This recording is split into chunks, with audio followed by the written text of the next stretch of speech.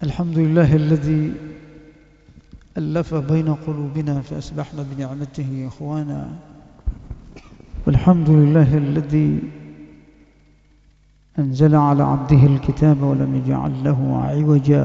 أشهد أن لا إله إلا الله وحده لا شريك له، أشهد أن محمدا عبده ورسوله لا نبي ولا رسول بعده. اللهم صل وسلم على سيدنا محمد وعلى آله وصحبه أجمعين. أما بعد، اللهم لا علم لنا إلا ما علمتنا إنك أنت العليم الحكيم. Bapak Ibu jemaah Zuhur Masjid Ar-Ridha, para shaimin dan shaimat, hafizakumullah, yang dirahmati Allah Subhanahu wa taala. Kita bersyukur alhamdulillah bulan Ramadan kita kembali Allah izinkan untuk beribadah di dalamnya. Allah izinkan kita untuk menjadi hamba-hamba yang soleh-soleha. Allah izinkan kita menjadi hamba yang bertakwa insyaallah. Dan nikmat yang terbaik itu adalah ketika hati kita dijadikan nyaman dengan keimanan kita itu. Nyaman dengan ibadah kita, nyaman dengan ketaatan. Ini yang disebut oleh Allah Subhanahu wa taala dalam Al-Qur'an, wa habbaba ilaikumul imana wa zayyanahu fi qulubikum. Allah masukkan rasa suka, rasa cinta di hati kalian terhadap iman. Lalu kemudian Allah berikan iman itu menjadi hiasan hati kalian. Semoga nikmat ini terus Allah berikan pada kita, ya Bapak Ibu. Karena ada orang berat beriman, gelisah dengan imannya, gelisah dengan ibadahnya. Dia merasa berat. Ngapain sih harus puasa? Ngapain sih harus ibadah? Dia merasa berat dengan iman itu. Tapi kita alhamdulillah merasa nikmat dengan iman itu. Ini nikmat terbesar Bapak Ibu. Salawat beserta salam terus kita sampaikan kepada Rasulullah Muhammad sallallahu alaihi wasallam serta para sahabat dan keluarganya serta para sahabatnya insyaallah. Menjaga niat agar selamat. Tema ini bagus sekali. Apa itu niat Bapak Ibu? Niat itu dalam Islam disebut dengan al-qasdu muqtarinun bil fi'li. Maksud hati seseorang untuk melakukan sesuatu dan dibarengi dengan perbuatan. Kita mau sholat harus ada keinginan dalam hati, harus ada maksud dalam hati, saya mau sholat, lalu kemudian dilaksanakan. Itu namanya niat. Dalam Islam niat mempengaruhi segalanya. Dia begitu mudah diucapkan. Sholli fardhu zuhri arba'a raka'atin istaqbilal qiblati adaan atau ma'muman lillahi ta'ala, selesai. Tapi ucapan niat itu ternyata berpengaruh pada seluruh ibadah kita diterima atau tidak. Rasulullah SAW bersabda, innamal a'malu binniyat wa innama likulli imri'in ma nawa.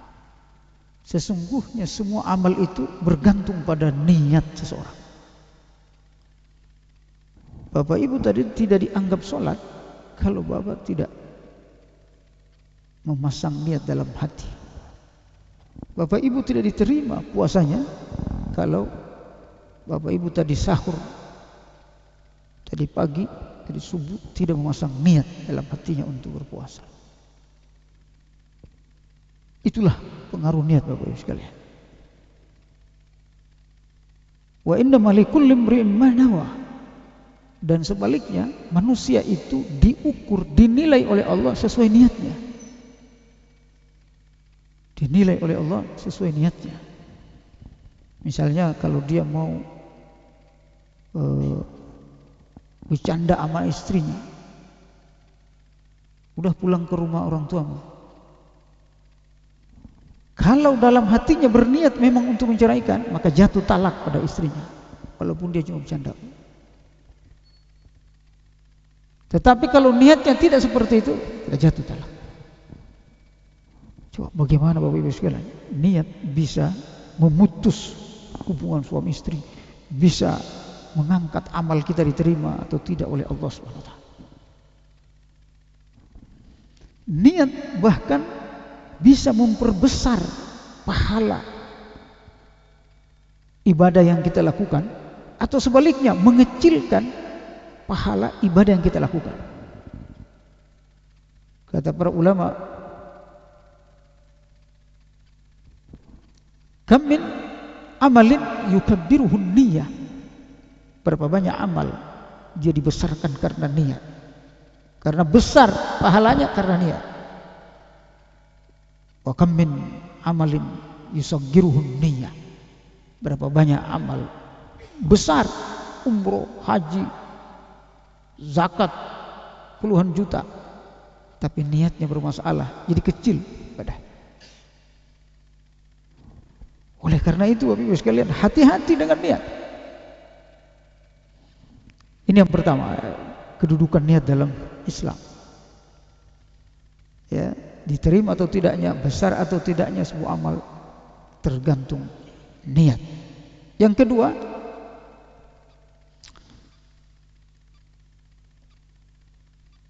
di mana tempat niat itu?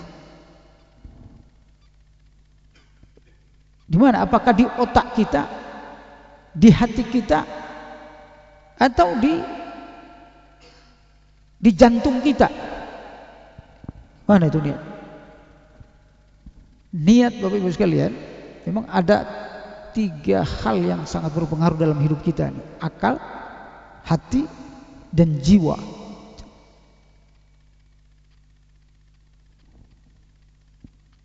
Masing-masing 3 unsur ini Bapak Ibu sekalian berpengaruh dalam kehidupan kita. Kalau akal itu tempat dia berpikir, tempat mencerna, tempat menelaah, itu potensi akal. Berargumentasi, mengevaluasi, bahkan mencipta sesuatu, berkreasi, itu akal semua. Sementara hati, hati-hati Bapak Ibu sekalian, ini penting kita mengenal fungsi hati. Bukan fungsi hati liver itu ya. Fungsi hati yang pertama, dia meyakini. Meyakini Allah atau tidak itu hati, kerjanya hati Pak. Itu bukan kerjanya otak. Yang kedua, mengimani, percaya atau kufur, itu hati. Yakin atau ragu, hati. Percaya atau kufur, iman atau kufur, hati. Yang ketiga, ikhlas atau tidak ikhlas, itu hati. Nah, ini yang penting nih, yang terkait dengan niat. Ikhlas atau tidak ikhlas, karena Allah atau tidak karena Allah, itu hati tempatnya, bukan jiwa, bukan akal. Nah, 3 fungsi ini Bapak Ibu sekalian, hati-hati. Kalau ini bermasalah hati kita, maka 3 fungsi ini akan menghilangkan nilai kita sebagai manusia, yaitu keyakinan, kepercayaan, keikhlasan.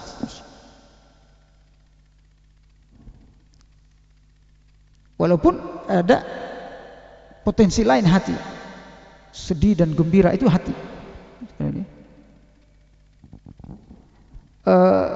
Lalu bagaimana? Itu tempat hati ya, tempatnya niat. Oleh karena itu, bersihnya niat kita tergantung bersihnya hati Bapak Ibu. Kenapa saya ini kalau niat selalu di pikiran saya itu macam-macam, hati yang bermasalah. Ya, ada orang kalau sholat berkali-kali ulang lagi, ulang lagi, ulang lagi. Kenapa? Hatinya bermasalah. Hatinya ditimpa penyakit ragu. Jadi hati itu ada potensi positif dan negatifnya ada. Yakin dan ragu. Percaya atau tidak percaya. Iman atau kufur. Itu hati. Ikhlas atau riya, itu hati Bapak Ibu sekalian. Kalau kita tidak bisa membersihkan hati, 3 hal ini yang berpengaruh adalah yang negatif. Sebaliknya kalau kita terus bisa membersihkan hati, menata hati kita, memanage hati kita, maka 3 hal yang positif akan ada di hati kita. Kalau 3 hal ini ada di hati kita Bapak Ibu sekalian, kitalah yang disebut oleh Allah manusia yang bertakwa tadi, hatinya bertakwa. Makanya kata Allah SWT dalam Al-Quran, mohon maaf, kata Nabi SAW dalam hadis sahih, at-taqwa hahuna, at-taqwa hahuna.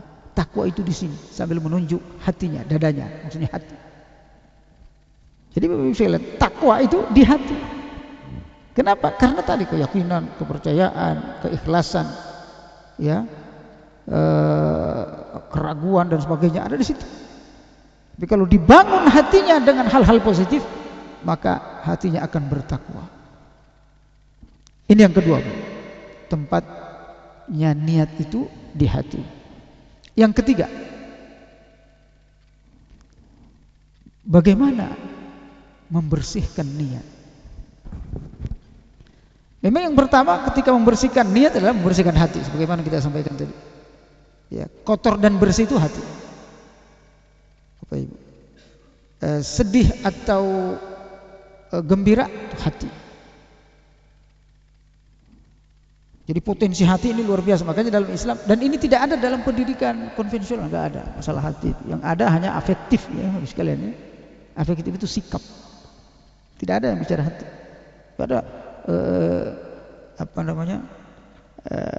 heart education tidak ada. Yang ada itu kognitif, afektif, psikomotorik pendidikan. Ini hanya ada dalam Islam.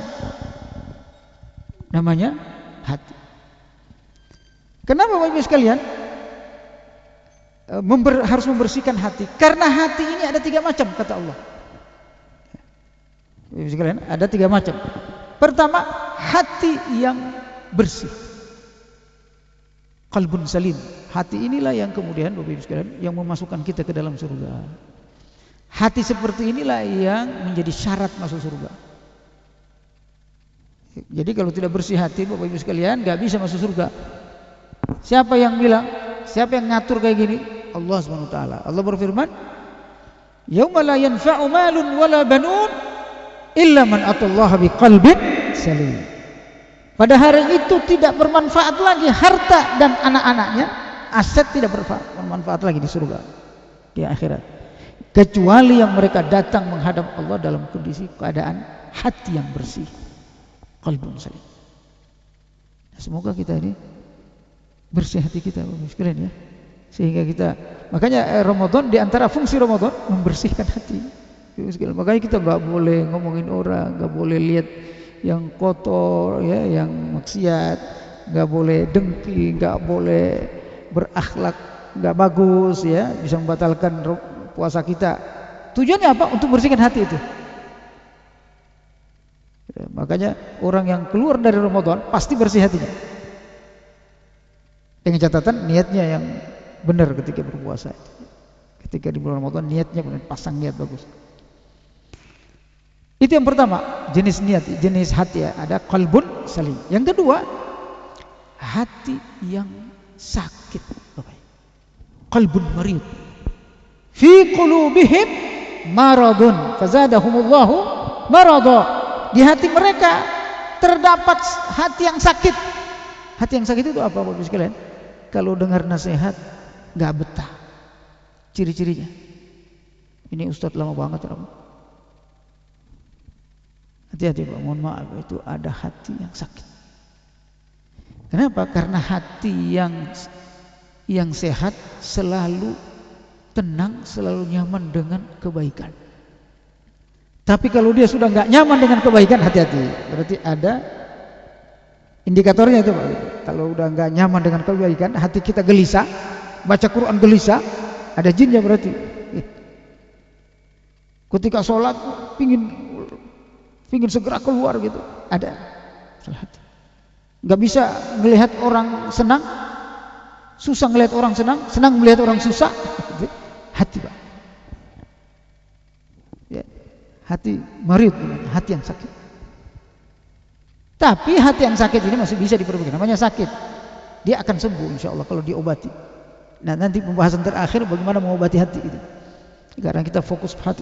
Yang terakhir, yang ketiga, qalbul mayyit. Hati yang mati, Bapak Ibu. Inilah hati yang disebut oleh Allah SWT dalam Al-Quran. Sawa'un alaihim a'andartahum am lam tunzirhum la yu'minun.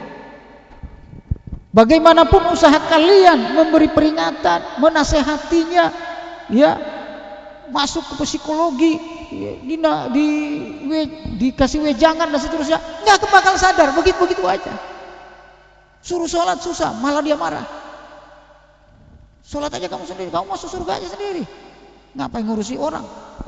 Hati yang mati, Pak. Kira-kira ada nggak keluarga kita kayak gitu? Kalau nasihatin begitu ngomongnya. Bahkan saya waktu di kampung, saya ngomong sama ada seorang, masih keluarga, mohon maaf, masih keluarga. Ini contoh ya, saya sebut di bulan Ramadan, agar supaya bahwa fakta hati yang mati itu ada, Pak. Banyak diidap oleh manusia. Saya bilang, Pak, Om, sholat dong, Om. Marah dia. Kenapa suruh-suruh sholat? Perahumu perahuku. Maksudnya jalan hidupmu jalan hidup saya. Padahal hanya diminta sholat, bukan untuk diminta perang. Tapi dia merasa itu nggak benar menurut dia gitu. Nyuruh sholat gimana? Bapak nggak sholat, marah, Pak. Hati yang mati. Ternyata sampai meninggal orang itu, saya saksikan nggak pernah sholat. Kenapa? Nggak bisa lagi. Hati yang mati tidak bisa lagi diberi petunjuk oleh Allah. Makanya kata Allah SWT, kamu beri peringatan seperti apapun wahai Muhammad, kalau sudah hatinya mati nggak akan sadar. Ya, jadi hati-hati ya kalau ada keluarga kita yang hatinya mati, Bapak sekalian ya. Ya, didoain apapun, dia akan sampai mati seperti itu dan akhirnya nanti masuk neraka jahanam. Nauzubillah. Nah, terakhir Bapak sekalian, bagaimana kita membersihkan hati? Jadi pembagian hati ya. Bagaimana membersihkan hati? Membersihkan hati Bapak Ibu sekalian, yang pertama dengan banyak istighfar. Banyak istighfar. Astaghfirullahaladzim. Astaghfirullahaladzim. Alladzi la ilaha illa huwal hayyul qayyum. Atubu ilaih. Bapak Ibu bisa ikut saya istighfar 3 kali? Astaghfirullahaladzim. Alladzi la ilaha illa huwal hayyul qayyum wa atubu ilaih. Astaghfirullahaladzim. Alladzi la ilaha illa huwal hayyul qayyum wa atubu ilaih. Astaghfirullahaladzim.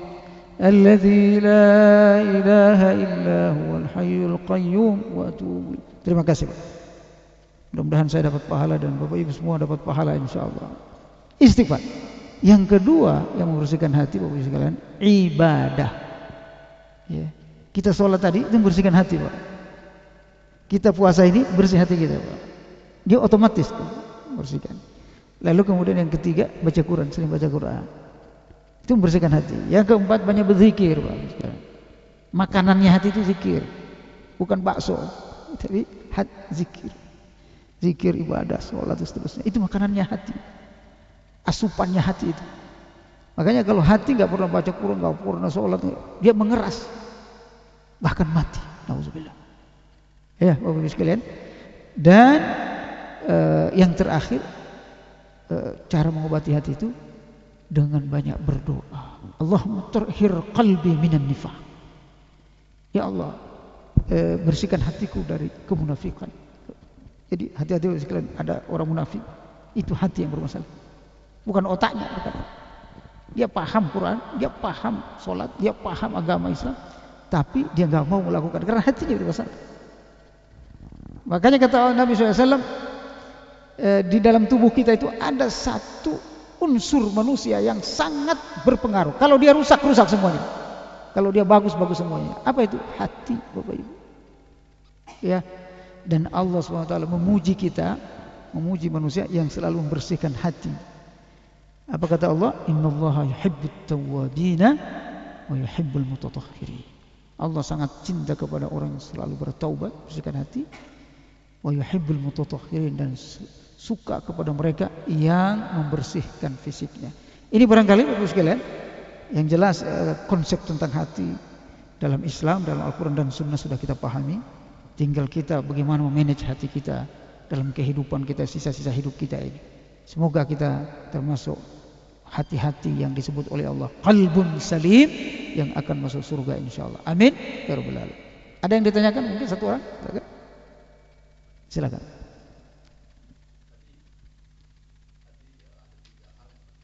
Ya. Ada 3 hal yang penting: pikiran, hati, dan jiwa. Jiwa, ya. Nah, saya agak sulit membedakan antara hati dan jiwa. Bukankah sifat-sifat hati yang tadi Ustadz sebutkan itu, saya agak rancu dengan bukankah itu sifat-sifat jiwa? Terima kasih Ustadz. Bagus sekali. Saya kebetulan bidang saya ini psikologi pendidikan Islam. Hati dan jiwa berbeda, Pak. Hati itu potensinya tadi mengimani dan mengkufuri, meyakini dan meragukan.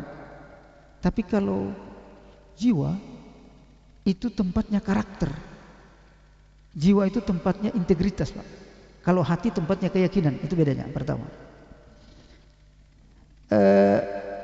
potensi jiwa, biar agar jelas perbedaannya. Potensi jiwa itu ada 15. Potensi jiwa dalam Al-Quran dan hadis ada 15. Yang pertama, jiwa itu kuat atau lemah, itu jiwa. Membuat orang daya tahannya kuat, tahan puasa, itu jiwa, bukan hati.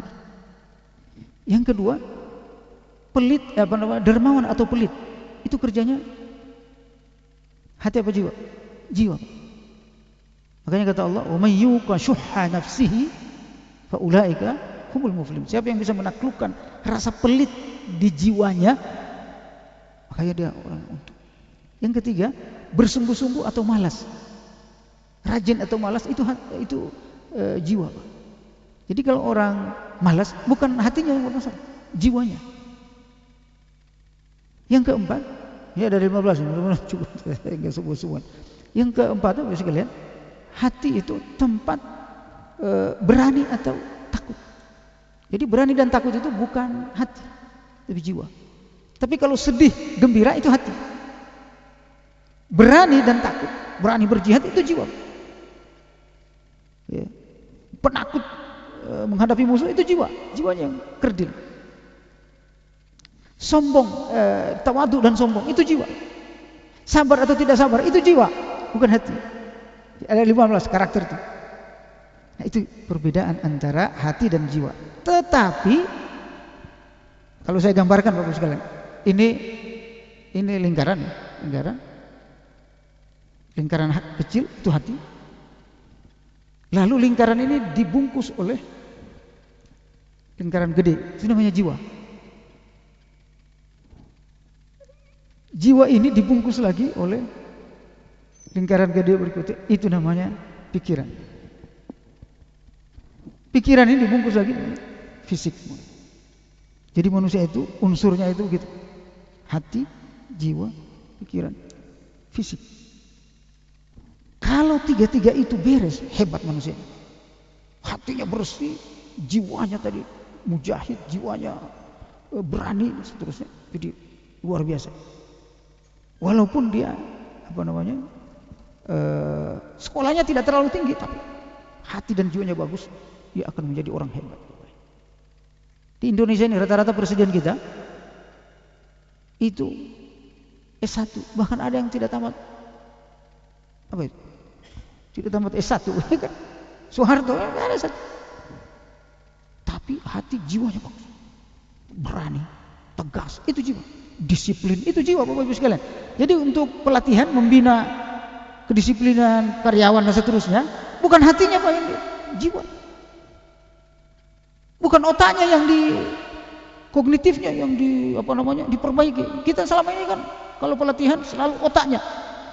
Definisi ini, otak semua itu. Pulang pelatihan kembali lagi. Kenapa? Karena bukan jiwanya yang disentuh, otaknya yang disentuh. Kalau otak bisa baca YouTube, bisa baca. Tapi hati itu, makanya di antara 3 fungsi kenabian, Nabi dan Rasul diturunkan di dunia itu, selain yatlu alaihimul kitab, membacakan Al-Quran, para imam, para ustaz bacakan Al-Quran. Yang kedua itu wa yuzakkihim, membersihkan jiwa. Jadi fungsi kenabian yang kedua itu membersihkan jiwa manusia. Baru kemudian wa yu'allimuhumul kitab, ngajarin kitab, otak. Nah ini psikologi Quran, psikologi Quran hadis membagi manusia seperti ini. Nah ini ya tidak sama dengan psikologi konvensional Barat, Barat. Ini barangkali jelas ya. Karena waktu Bapak sekalian, kalau masalah jiwa ini nanti kita, dan nanti ada penyakit jiwa berlevel-level juga Pak. Ada orang sudah sakit jiwa. Yang paling parah itu yang jalan-jalan di trotoar udah nggak pakai baju dan sebagainya, itu udah parah banget. Sebenarnya ada levelnya Pak. Ya, orang dikit-dikit marah, sakit jiwa. Cuma nggak terlalu parah itu ya. Ya, hati-hati gitu ya. Dinasehatin susah, jiwanya. Terima kasih Bapak sekalian perhatiannya. Semoga puasa kita diterima semua oleh Allah SWT. Billahi taufiq wal hidayah. Assalamualaikum warahmatullahi taala wabarakatuh.